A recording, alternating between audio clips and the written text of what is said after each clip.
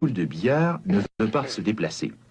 En fait, elle resterait bien là toute la journée à ne rien faire si une autre boule ne venait la frapper et l'envoyer dans le trou. La deuxième boule force la première à bouger. Pourquoi est-ce que la boule jaune se met à bouger? Eh bien, la boule jaune se met à bouger parce que la boule blanche l'a poussée, la boule blanche lui a donné de l'élan, elle lui a donné de l'énergie. Pourquoi est-ce que la boule blanche s'arrête après avoir tapé la boule jaune? Eh bien, parce qu'elle n'a plus d'élan, elle n'a plus d'énergie.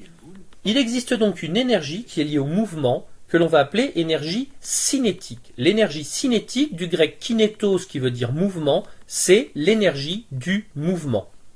Un objet qui bouge a de l'énergie cinétique. Un objet qui n'a pas d'énergie cinétique ne bouge pas. Alors la question c'est de quoi va dépendre l'énergie cinétique? Il y a deux réponses qui paraissent évidentes. L'énergie cinétique, c'est l'énergie d'un corps en mouvement. Qu'est-ce qui caractérise un corps? Un corps, c'est de la matière. Comment est-ce que je caractérise la matière? Eh bien par sa masse, la quantité de matière. Donc l'énergie cinétique va probablement dépendre de la masse. Ça paraît assez évident. Il faut plus d'énergie pour faire bouger un camion que pour faire bouger un ballon. Ça, c'est la première chose. Deuxième chose, c'est l'énergie d'un corps en mouvement. Qu'est-ce qui caractérise le mouvement? Sa vitesse. A priori, l'énergie cinétique va dépendre de la vitesse. Si je tape avec une voiture dans un mur à 15 km/h, a priori, je vais faire moins de dégâts que si je tape à 80 km/h. Donc, l'hypothèse de départ, c'est que l'énergie cinétique dépend de la masse et de la vitesse. Je peux assez facilement trouver des simulateurs d'énergie cinétique. Voici par exemple un simulateur qu'on trouve sur le site PCCL qui simule un scooter de masse 90 kg sur lequel on peut mettre des élèves. Par exemple, un élève de 50 kg et puis un autre élève de par exemple 40 kg. Ce qui va donc me donner un ensemble de 180 kg. Et ensuite, eh bien, je peux faire varier sa vitesse et à chaque vitesse, ou en tout cas des vitesses définies, ça va me calculer, me donner, me simuler son énergie cinétique.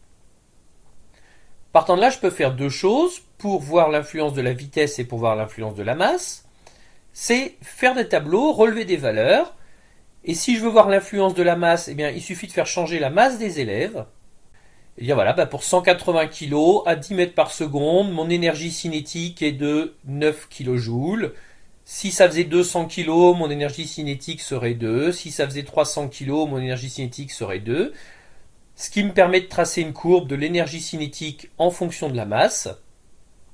Et puis, tout simplement, de relever ici les valeurs pour pouvoir tracer la courbe de l'énergie cinétique en fonction de la vitesse. Donc en ce qui concerne l'influence de la masse, eh bien ma foi ça va être assez simple. Donc on a dit je fais varier la masse des élèves pour avoir un scooter à différentes masses depuis 180 kg, celui qu'on a essayé tout à l'heure où on a dit qu'on avait 9,2 kJ, c'est-à-dire 9200 joules. Et puis je mets un élève un peu plus lourd pour avoir une masse de 190, puis 230, puis 240 kg. Et puis il y a un point que je peux placer, c'est le point masse égale 0. On a dit que l'énergie cinétique c'est l'énergie d'un corps en mouvement, un corps a une masse. Donc, si la masse est égale à 0, il n'y a plus de corps, et s'il n'y a plus de corps, il n'y a plus d'énergie du corps. Donc quand la masse vaut 0, l'énergie cinétique vaut 0. Ça me donne 1, 2, 3, 4, 5 points. Avec ces 5 points, je peux tracer une courbe, et je constate que ces points sont parfaitement alignés. J'ai ici une droite qui passe par l'origine, et je sais donc que c'est une situation de proportionnalité. J'ai donc la masse qui est proportionnelle à l'énergie cinétique. Alors en ce qui va concerner l'influence de la vitesse, eh bien on va procéder exactement de la même manière. Ici je me suis réglé sur une masse de 200 kg. Donc on reste à 200 kg et j'ai fait varier la vitesse en prenant différentes vitesses entre 2,5 mètres par seconde et 25 mètres par seconde, qui est le maximum que me donne mon simulateur. Comme tout à l'heure, je peux poser le point de départ. Je sais que c'est l'énergie d'un corps en mouvement. Donc si la vitesse est égale à 0, il n'y a plus de mouvement. S'il n'y a plus de mouvement, il n'y a plus d'énergie de mouvement. Donc j'ai un point à 0, 0.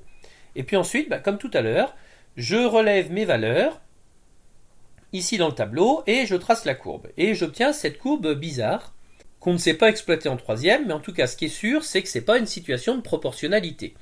Ça monte beaucoup plus vite que si ça dépendait directement de la vitesse. Qu'est-ce qui monte plus vite que x et visiblement de plus en plus vite? On a une idée, c'est la fonction au carré. X au carré, ça monte beaucoup plus vite que x, ça fait 1 au carré 1, 2 au carré 4, 3 au carré 9, 4 au carré 16, effectivement ça augmente beaucoup plus vite que x et ça augmente de plus en plus vite. Alors pourquoi est-ce que ça n'augmenterait pas en fonction de la vitesse au carré? Donc faisons l'essai, je reprends mes valeurs de tout à l'heure, j'ai ici ma vitesse, mon énergie cinétique, et donc je vais tout simplement ici lui dire de faire le calcul de ma vitesse multiplié par ma vitesse, ce qui va me donner du coup ma vitesse au carré. Je recopie ma formule dans toutes les colonnes. Donc j'ai mes valeurs, il ne me reste plus qu'à tracer ma courbe, donc je sélectionne mes valeurs, insertion, je vais prendre un diagramme de type XY, toc, et j'obtiens donc cette courbe, qui est une magnifique droite passant par l'origine. Donc constatation, l'énergie cinétique est bien proportionnelle à la vitesse au carré. Bien, donc je sais maintenant que mon énergie cinétique est proportionnelle à la masse et proportionnelle à la vitesse au carré. Alors il ne me reste plus qu'à vérifier que tout fonctionne bien. Donc par le calcul, l'énergie cinétique que je vais calculer est donc égale à la masse. Donc je sais que j'ai fait mon calcul pour un scooter de 200 kg, donc 200 multiplié par la vitesse au carré qui est donc dans la colonne I. Donc je trouve bien par le calcul 0 joule, j'étais supposé avoir 0 joule, donc jusque là ça fonctionne, je vérifie en étirant ma formule jusqu'en bas et problème. Problème, la valeur que je trouve par le calcul est très différente de la valeur que le simulateur a calculée. Et en même temps, quand je dis très différente, pas vraiment. Si je regarde bien, ici j'ai 2500, là j'ai 5000, là j'ai 10 000, là j'ai 20 000, là j'ai 40 000, là j'ai 80 000, et ainsi de suite. Au final, ce qu'on constate, c'est que par le calcul, on trouve une valeur qui est 2 fois trop grande. On trouve systématiquement une valeur 2 fois trop grande. Donc on en arrive à la formule suivante. L'énergie cinétique est égale à la masse fois la vitesse au carré, et pour que ça fonctionne, je suis obligé de diviser par 2. L'énergie cinétique est égale à la masse fois la vitesse au carré divisé par 2.